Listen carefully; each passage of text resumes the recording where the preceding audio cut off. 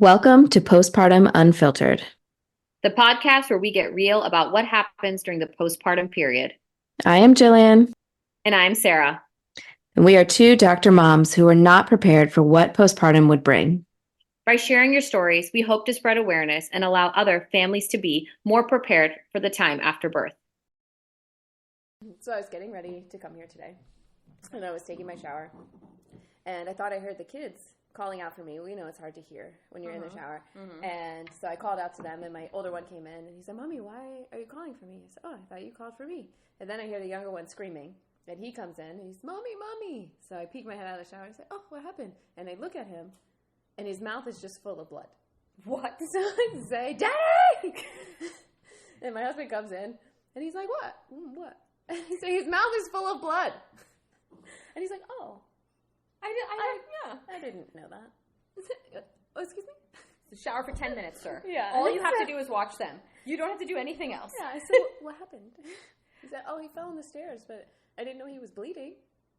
I should start calling my husband Daddy, because I don't. I call his name. And now my son calls him by his name. Yeah, that's why we do it. We did it so that they would learn it. Because he'll be like, now we're Vishal. I'm like, oh, it's Dad. Excuse me, sir. I'm like, what's my name? He goes, Mama Sharma. I'm like, oh, so we can see who calls whose name more, because you know your dad's name, but you don't know my name. That's all. But that's the same thing happened last night, where I heard, like, she started crying. I'm like, hello, is everything okay out there? It's fine. So I jump out of the shower, and I'm like, what happened? He goes, oh, you like kicked her, like karate kicked her, and she hit her head on the suitcase, but she's totally fine. I'm like, did you check? What were you doing? He's like, I wasn't doing anything. I was like, were you on your phone? Were you on your phone? I wasn't. I was like, let's go back on the camera. Because he's like, he goes, the camera quality isn't that good. Oh, sure. Oh, yeah. Now the camera quality is not great. This camera's corrupted, actually. Just this one. But I think going from 1 to 2, the workload, I think, is a lot more, for sure. Oh, yeah. It seems like it would be twice as much, and it's somehow 85,000 times as much, even though it's only twice as many humans. My mom was like, if you can have 2, you can have 11. What? Out of what body, ma'am? I'm like, also, she only had 2. Yeah, but she's like, the workload is like you could handle 11 kids. Well, I've heard that it's 3. 3 is the tipping point, which I don't have any experience with. But I've heard that, like, when you have 2, it's kind of like, you know, about 80% of your time is going to be taken up by having to do things with or for the children while they're awake. Yeah. And when it's 3, it's 100% of your time. Yeah. And so once it's at 100%, well, that's all you can give. So even if you have 4, 5, 6 kids, they're all raising each other. You're at 100% already. So that's it. The workload is already at capacity. Right. Yeah. Which sounds insane to me. But 2 is quite enough. 2 is my capacity. Yeah. Hard pass on the 3rd. It's interesting to me too because,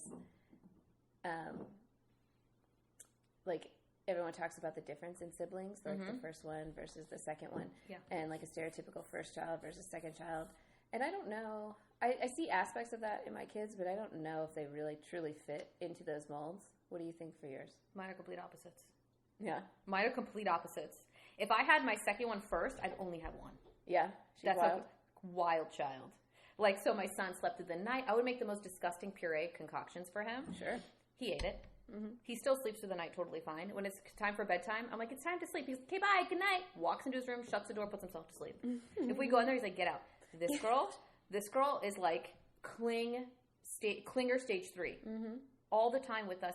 5 minutes she's in the crib, she wakes up screaming. Oh. It's bad. Anything she eats, if she doesn't like, she likes it one day, she won't eat it the next day. Are you doing the same things with her that you did with your son, or do you find that's literally hard? Nothing. Oh, okay. Well, because like we did like a sleep routine, like a sleep training essentially, and it was hard to do it the second time because you have the older one, right? So like when we had our first son, there was nobody else to take care of, so I could have him do 4 naps a day because I could control our whole schedule. And then when you have the second one, ours are still close in age, so when our first one was born, our second one was still taking 2 naps, our first one was still taking 2 naps, so like that still made it hard because then you're trying to be in the house at certain windows to get certain naps, so then it's hard to go out and do stuff, and then we felt kind of bad about maybe we're missing out on some activities with the older one because if only one of us is home, then we have to be at home because the younger one's napping. And so that's another reason for me that I don't think 3 would work. Sleep training was very important to us because sleep was very important to me, and I struggled really a lot initially postpartum both times because of not being able to sleep and having to wake up to feed and everything. Yeah. And so I think it would be really hard if we had a 3rd one because I don't think we would be able to do the same sort of regimen that worked well for us both times the first time. And so I don't. Both our kids sleep though. So there's something like a sleep specialist that comes in. Yeah. I didn't know that. You pay them like sleep consultants, $5,000. And they just basically, my friend was like, I can do that for you for free. I was like, I don't want that. She's like, because if you can't hear the baby cry, like, don't worry, I got it. I'll let her cry and we'll figure it out. And I have a journal and I'm like, It doesn't feel like a good answer for somebody with anxiety. It's not, actually. My anxiety went really high. And I was like, at this point, maybe I need to go see somebody because I was like, no, I'm okay. I'm okay. She's like, no, seriously. 5 days. I'll be at your house. We'll be done. She'll be 5 days at my house. The whole time? I don't like anybody for that amount of time. I thought I never was going to get married because of that. And now she went to my house for 5 days? Yeah. Ma'am, no. You got to go home. A hard pass, think so. Yeah, I'll take no sleep over anyone at my house for 5 days. But it was nice of her to offer, but I didn't know that there was people that do that and you pay them to sleep train your kids. Yeah. I didn't know that they would come and stay in your house. I've heard about sleep consultants where they kind of talk to you about what's important for you and your family and the types of things you want to do and then develop a plan for you and like kind of like a coach through it. So what made you decide to go from 1 to 2? We always wanted our kid to have a sibling. I have an older brother who's only 18 months older than me, and I also have one that's 9 years younger than me, and we wanted our kids to be close in age because it's cool now, especially that we're adults, that my older brother and I are kind of in the same stage of life. He's got young kids also. And my husband's brothers are 20 and 14 years older than him. So he felt like an only child a lot of the time. Yeah. He never lived in the same house with his oldest brother because he was 20 when he was born, so he was already out of the house, and his other brother was in high school. And so he said, I was bored a lot as a kid. And because there's such a significant age gap, he doesn't have what I would say is like a traditional sibling relationship with both of his brothers. He kind of does with his middle brother, but his older brother was almost like a bonus uncle, father figure sort of to him because he's so much older. Yeah. And so we talked about having them close. We also didn't have kids until after we were 30, and I didn't, especially after having the first one, it took such a toll on my body that I felt like I really don't want to be doing this when I'm older. And we also didn't want to get out, like totally out of a stage, for example, diapers, and then have to go back into it. But that's what another friend told me. She's like, I want them to be out of diapers at the same time. Like, that's why she had her kids really close together. Yeah. I was only going to have one. Right. And that's why their age gap is a little bit more. Mm-hmm. But did you feel any certain way about having an only child? Not like, why did I want to have an only child, or did because I only know one friend that I can think of off the top of my head from childhood that was an only child, and she talked about it being kind of boring and lonely. So that's what, like, anyone that's at least in my life, anyone I know that's an only child always has 2 kids. So that was like indicative to me that like, okay, maybe my son needs someone else, there. And I think what really topped it off was when my grandfather passed away.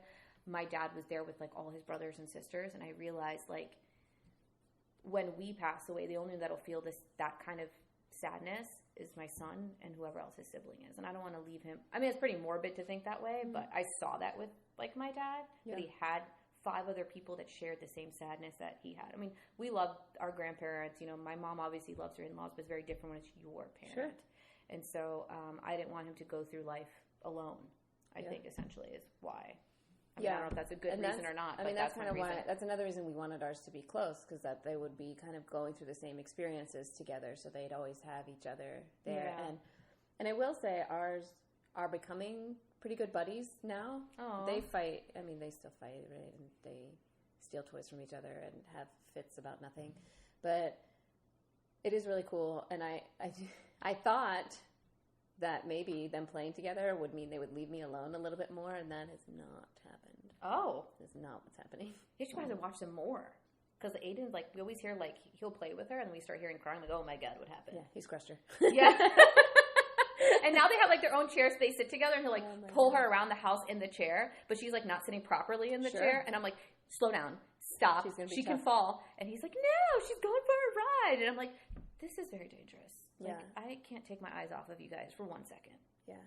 But I guess when they get older, it's probably better.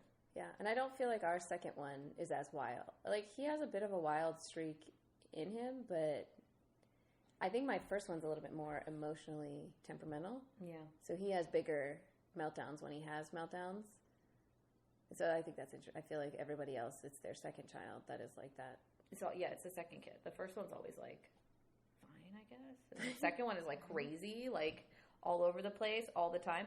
Always putting stuff in their mouth. Aiden might never put anything in his mouth, but she always. Oh, they both always put stuff in their mouth. And I'm like, I'm like, oh God. They still try to, and I'm like, what is happening? Why? What are you doing? Like, where did you find that, ma'am? So, is that? I like vacuum all the time. Where did you get that? No, yeah, they like to talk about. We have a robot vacuum, and they're like, because there's crumbs. And my older one, I used to tell him, because when he was a baby and crawling around, like we have to get the crumbs off the floor. He's like, oh, because he'll eat the crumbs. Sure, yeah, that's why. And other things and everything else. Because this is how we get ants. Or like he gets like these toys and they have like little pieces to them.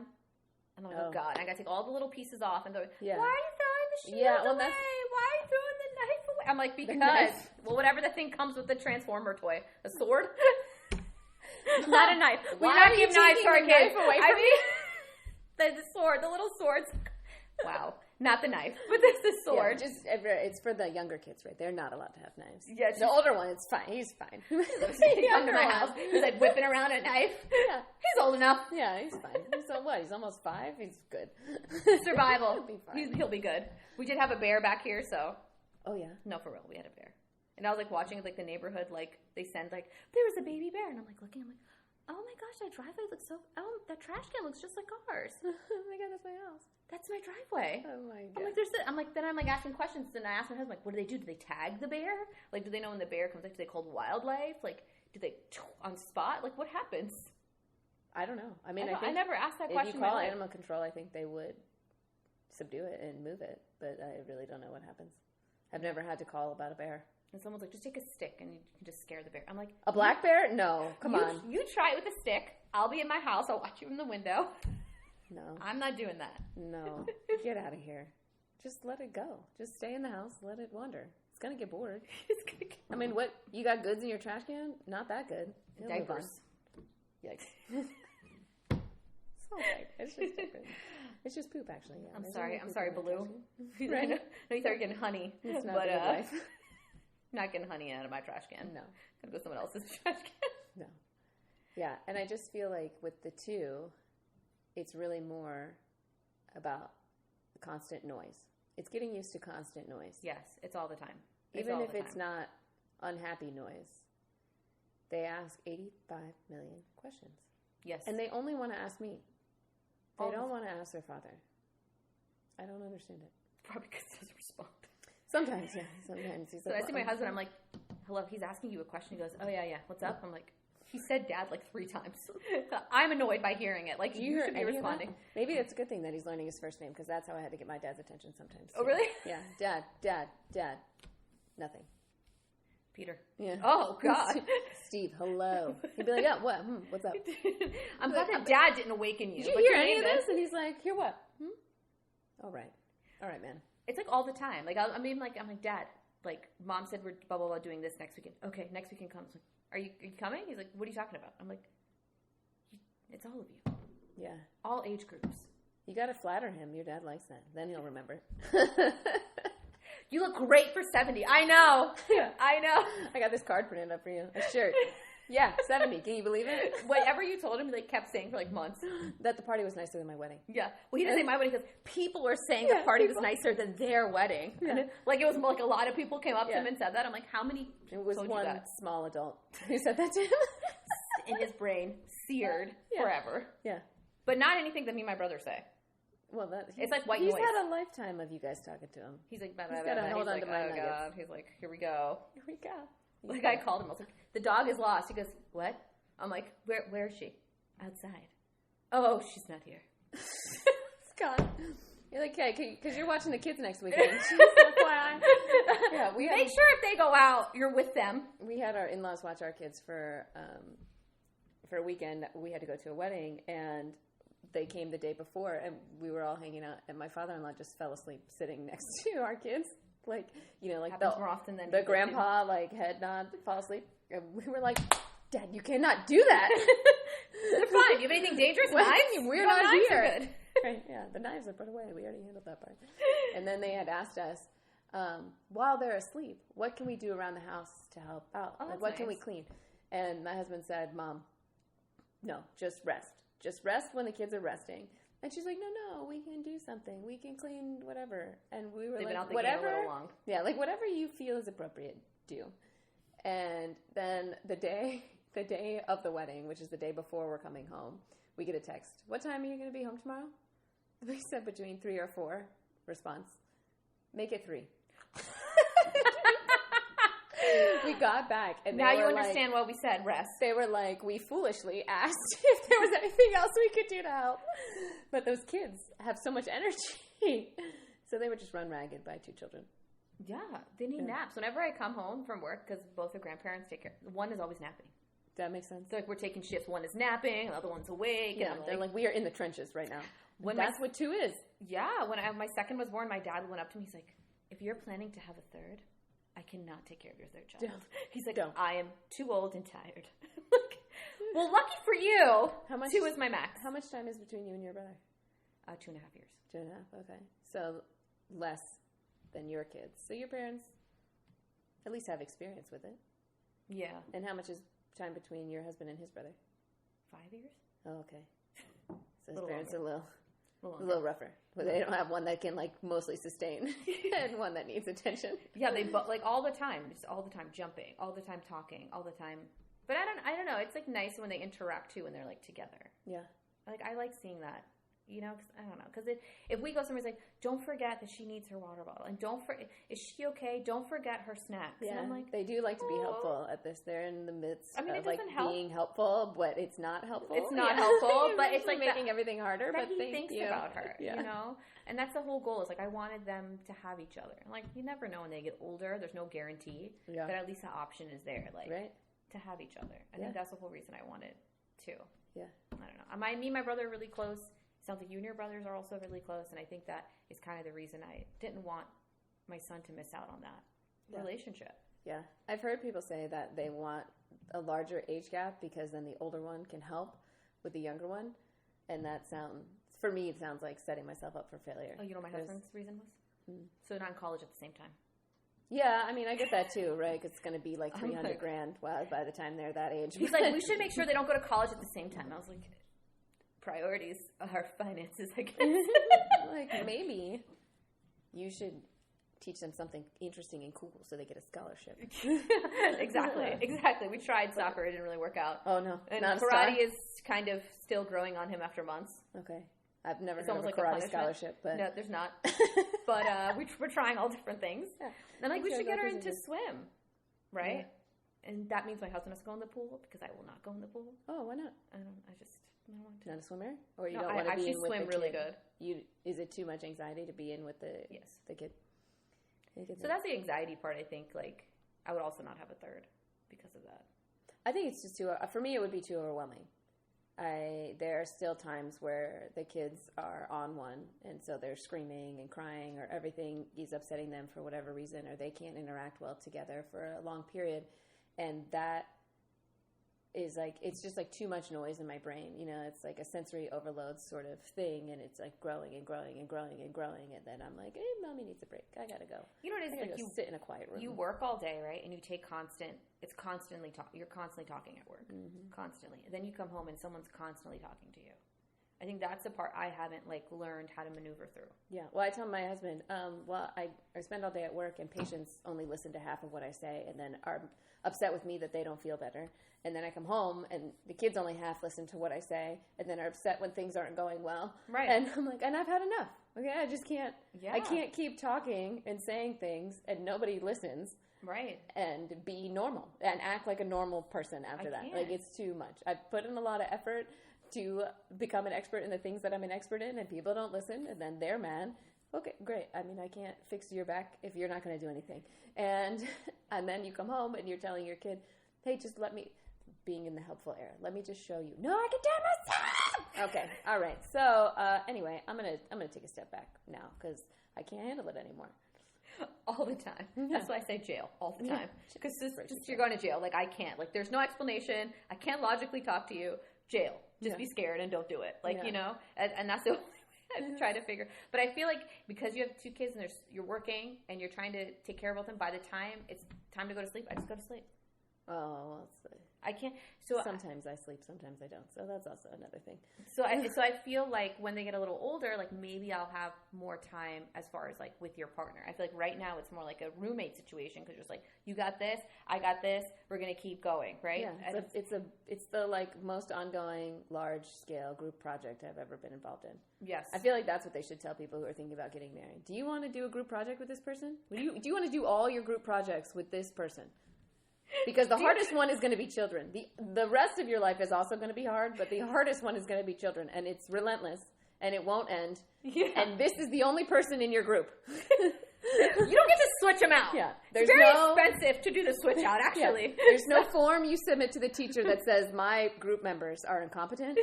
There's none of that. You're stuck. It's a group. Because you've had group projects with people that you did not want to be in a group with. That just showed up. Yeah. Or didn't. And got credit, right? And so, yeah, group projects. Nobody likes them, so that's how we should think about it because it's true, though. That's why we should ask people. You're stuck in that collaboration forever. Yeah. It only gets harder. Yeah. It only gets harder. But so far, I think we're doing okay. Yeah, we're hanging in there. It's fine. Thank you for listening to Postpartum Unfiltered. If you enjoyed the show, please like, share, comment, or leave a review. You can follow us on Instagram at postpartum.unfiltered. If you feel called to share your postpartum experience, please contact us on Instagram or at drjilliancampbell.com.